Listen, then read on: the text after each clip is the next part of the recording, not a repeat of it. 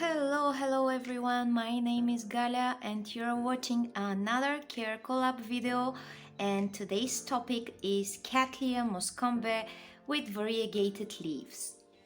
Okay, so to begin with, first of all, as you can see, the most interesting feature of this plant in particular is that this is a variegated Cattleya.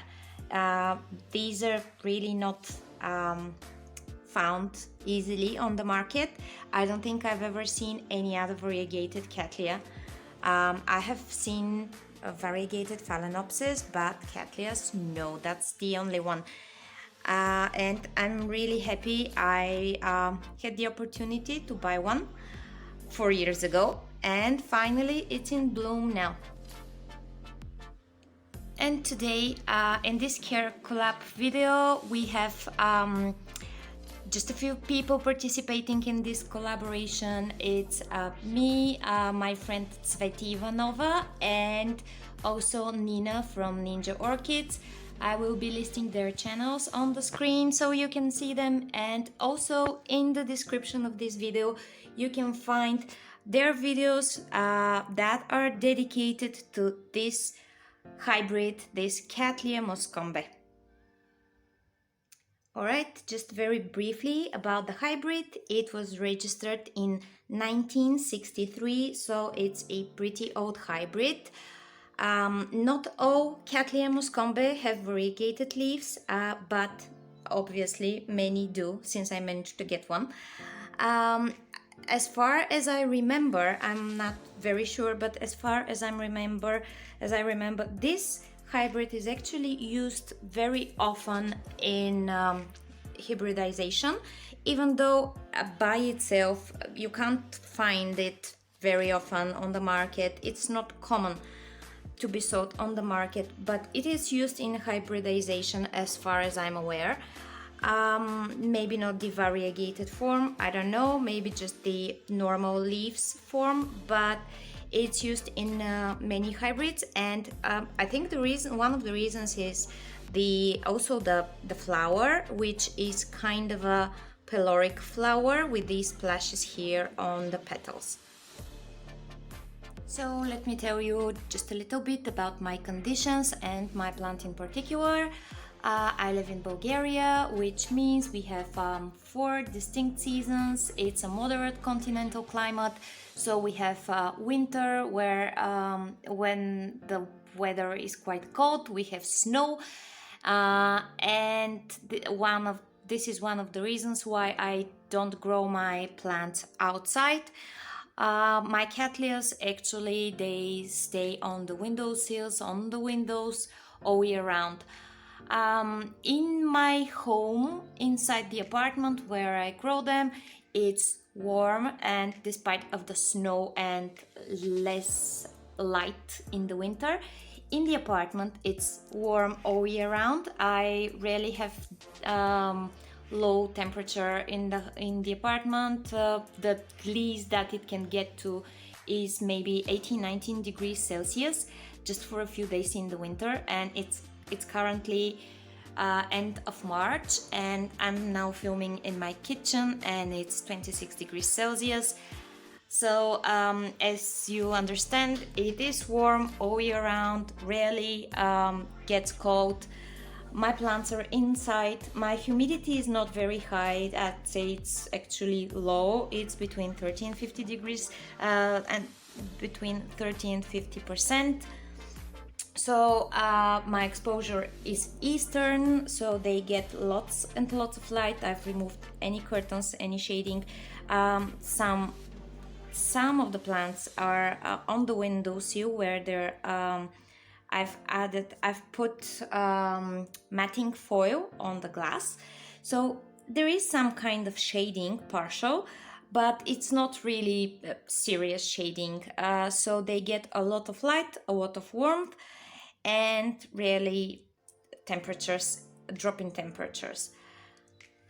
I don't use artificial light or humidifiers or fans. Airflow is not very good in my place, but it is what it is for now. About this plant, I bought it almost 4 years ago in May 2018. It wasn't too small, but it wasn't a blooming size either. Before I started filming this video, I actually counted the pseudobulbs.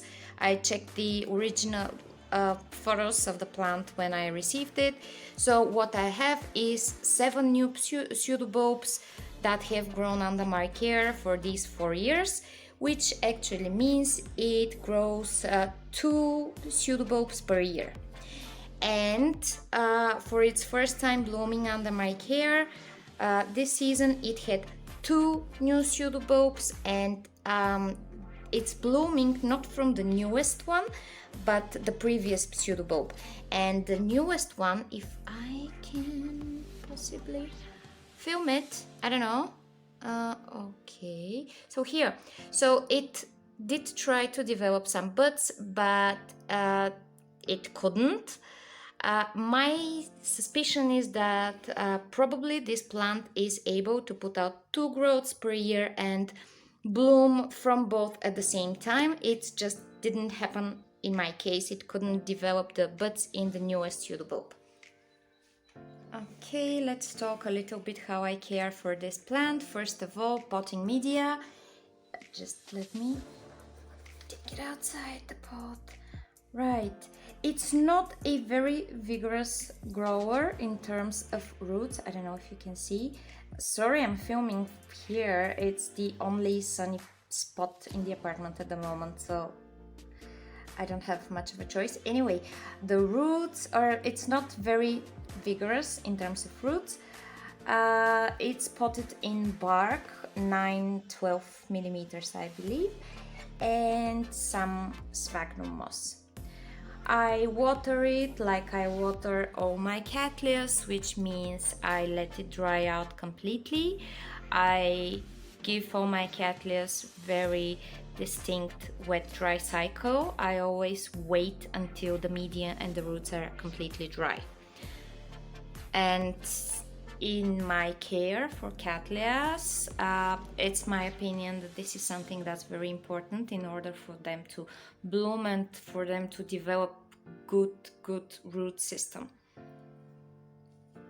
I fertilize it with, whenever it's growing actively, roots and a new pseudobulb, I fertilize it with a fertilizer that contains more nitrogen.